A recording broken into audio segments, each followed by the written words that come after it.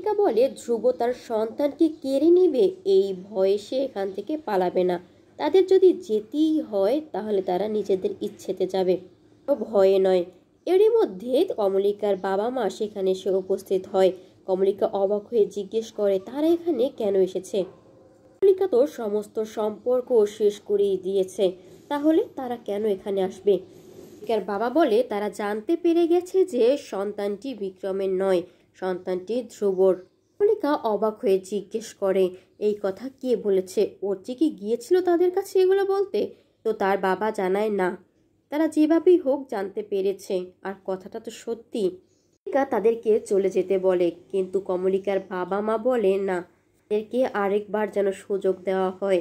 তাদের মেয়ের বিয়ে অন্য বাড়িতে কেন হবে, তাদের বাড়িতেই হবে। কমলিকা কিছুতেই রাজি হচ্ছিল না তাদের এই প্রস্তাবে, কিন্তু বিক্রম সে কমলিকাকে বোঝানোর চেষ্টা করে, তারও তো লোভ হয় শ্বশুর শাশুড়ির বাড়িতে যেতে।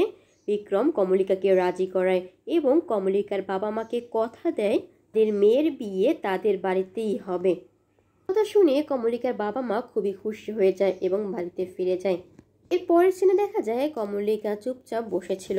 তখনই বিক্রম তার কাছে এসে জিজ্ঞেস করে সে না ঘুমিয়ে বসে আছে কেন, সে কি রাগ করেছে। কিন্তু কমলিকা বলে না, রাগ করেনি।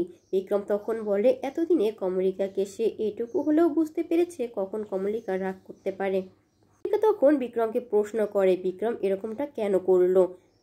বিক্রম তখন কমলিকাকে বোঝানোর চেষ্টা করে তারা তো চেয়েছে তাদের মেয়ে তার বিয়ে তাদের বাড়িতে বসেই হবে, তাদের তো এটা ইচ্ছে করতেই পারে, তারা ভুল করতেই পারে, তারা তো ক্ষমাও চেয়েছে, তাহলে কেন কমলিকা রাজি হবে না।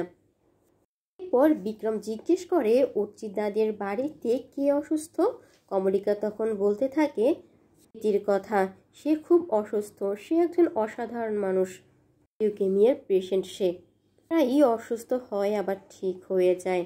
কমলিকা বিক্রমকে বলে সে আর চায় না বৌভাতের অনুষ্ঠানটা ওই বাড়িতে হোক, ওই বাড়ির এমনিতেই এরকম একটা পরিস্থিতি, তাই বাচ্চা না হয় এখানেই হবে। বিক্রমও তাতে সায় দেয়। কমলিকা বিক্রমকে বলে তার এক মুহূর্ত বিক্রমকে ছাড়া থাকতে ইচ্ছে করছে না। বিক্রম কমলিকার কাছে যেতে চাইলে কমলিকা তখন না না বলে। বিক্রমের তখন মন খারাপ হয়ে গেলে কমলিকা তার কাছে গিয়ে বলতে থাকে কি রাগ হলো তো। কমলিকা বিক্রমকে বোঝানোর চেষ্টা করে। এদিকে ধৃতি একটু সুস্থ হয়ে উঠেছে, তাকে বাড়িতে নিয়ে আসা হয়, কিন্তু বাড়িতে ঢোকার আগে তার মেজকামণি তাকে নিষেধ করে বাড়িতে ঢুকতে, কারণ তার বড় বৌদি যে তাকে এবার বরণ করে ঢোকাতে চাচ্ছে। এদিকে সাজবাতি আড়ালি দাঁড়িয়েছিল, সামনে আসছিল না। ধৃতিকে পেয়ে সবাই ভীষণ খুশি হয়ে যায়, সবাই ভীষণ খুশি হয় আবার কান্নাকাটিও করতে থাকে। ও জানায় তমজিৎ সেখানে ডক্টরের সাথে কথা বলতে রয়ে গেছে আর তারা বাড়িতে এসেছে। তমজিৎ বলেছে সে একাই ডক্টরের সাথে কথা বলবে। আর বুঝতে বাকি থাকে না তমজিৎ কেন সেখানে একা রয়ে গেছে, কারণ তমজিৎকে ডক্টর যখন বলেছিল ধৃতির কথা, ধৃতি আর বড়জোর 2-3 মাস আছে এই দুনিয়াতে, ওগুলো তখন ধৃতিও শুনে ফেলেছিল। তমজিৎ তাই বাড়ির আর কাউকে ডক্টরের সাথে কথা বলতে যেতে দেয়নি। তমজিৎ একাই কথা বলতে চেয়েছে, কারণ এই কথাগুলো বাড়ির সবাই শুনলে সেটা কিছুতেই সহ্য করতে পারবে না। এদিকে সাজবাতি সামনে আসছিল না, সবাই সেটা খেয়াল করে, সেখান থেকে সরে যায়। সাজবাতি সবাই থেকে সরে যাওয়ার পরও সেখানে চুপ করে দাঁড়িয়েছিল। রীতি তখন তার কাছে গিয়ে জিজ্ঞেস করে সেইভাবে চুপচাপ দিদি যে বড়জোর 2-3 মাস এই পৃথিবীতে আছে, এই কথাগুলো সাজবাতিও জেনে গিয়েছিল, কিন্তু বুকে পাথর চাপা দিয়ে সে জানার ভান করতে থাকে। দিদি তাকে বলে তারকে তেমন কিছুই হয়নি, তাকে বলেছে সে যদি ঠিকভাবে সবকিছু মেনে চলে তাহলে আরো 5-10 বছর অনায়াসে হেসে খেলে কাটাতে পারবে, তেমন কিছুই হয়নি, তার একটু অনিয়ম করেছিল বলেই এরকমটা হয়েছে।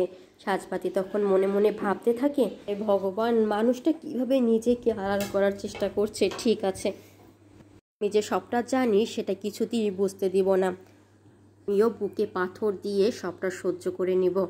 এদিকে বিক্রম কমলিকা অলরেডি বাড়িতে জানিয়ে দিয়েছে যে বিয়েটা কমলিকার বাড়িতে বসেই হবে। কমলিকার বাবা মা গিয়েছিল তাদের কাছে, এবং তারা বলেছে বিয়েটা তাদের বাড়িতে থেকেই হবে। বউ ভাতটা ওরা যে ফ্ল্যাটে থাকে সেখানে হবে। বিক্রমের আজ এখানে আসার কথা। ভাবতে থাকে কমলিকা কি এখানে আসবে কিনা, একে অপরের সাথে আলোচনা করতে থাকে। কিন্তু তারা জানতে পারে কমলিকা আসবে না, কমলিকা তার বাবার বাড়িতে গেছে। এর মধ্যে তমজিৎ বিক্রমকে নিয়ে এসে হাজির হয়। সবাই তমজিৎকে জিজ্ঞেস করে সে কোথায় গিয়েছিল। তার তো আজ বাড়িতে থাকার কথা। তমজিৎ এড়িয়ে যায়, সত্যিটা বলে না, কিন্তু বিক্রম জানায় তমজিৎ তাকে আনতে গিয়েছিল।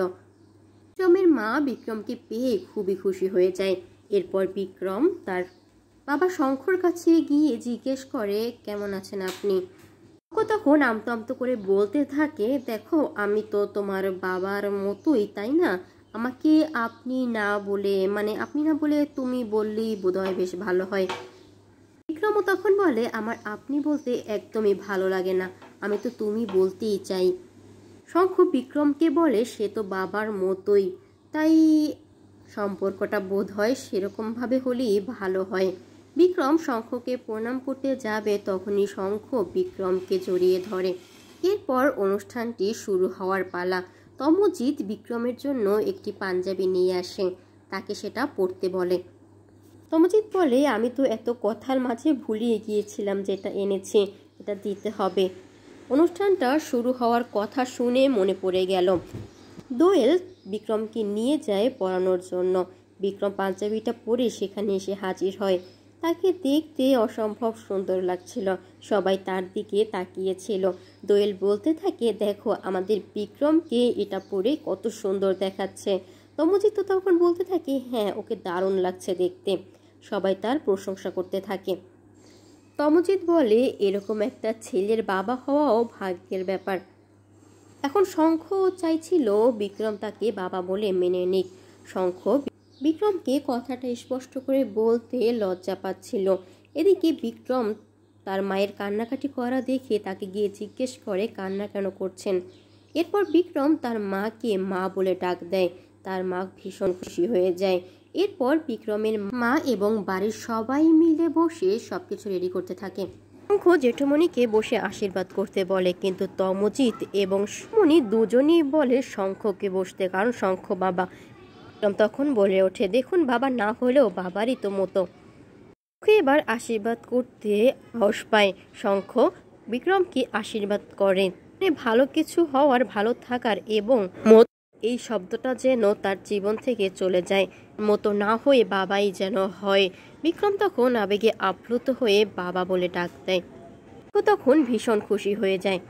এর কাছে গিয়ে বলতে থাকে, দেখেছো দেখেছো তোমার ছেলে তোমাকে মা বলে ডেকেছে, আবার এখন আমাকে বাবা বলেও ডেকেছে, তাহলে আমিও হলাম না ওর বাবা? বলতে বলতে শঙ্কর চোখ জলে ভেসে ওঠে।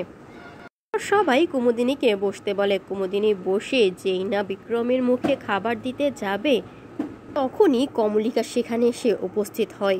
কমলিকা বিক্রমকে এখানে এভাবে বসে থাকতে দেখে অবাক হয়ে জিজ্ঞেস করে, তুমি এখানে? তুমি এখানে আসবে, আসতেই পারো, কিন্তু আমাকে তো তুমি জানিয়ে আসনি, আমি তো জানতাম না তুমি কোথায় গিয়েছ। সাজবাতি তখন অবাক হয়ে প্রশ্ন করে কমলিকার কাছে, বিক্রম এখানে এসেছি, এতে অবাক হওয়ার কি আছে? কমলিকা তখন বলে, তুমি বুঝবে না। এগুলো পেতে অবশ্যই চ্যানেলটি সাবস্ক্রাইব করে রাখুন, ভিডিওতে লাইক কমেন্ট করতে ভুলবেন না। সকলকে অসংখ্য ধন্যবাদ।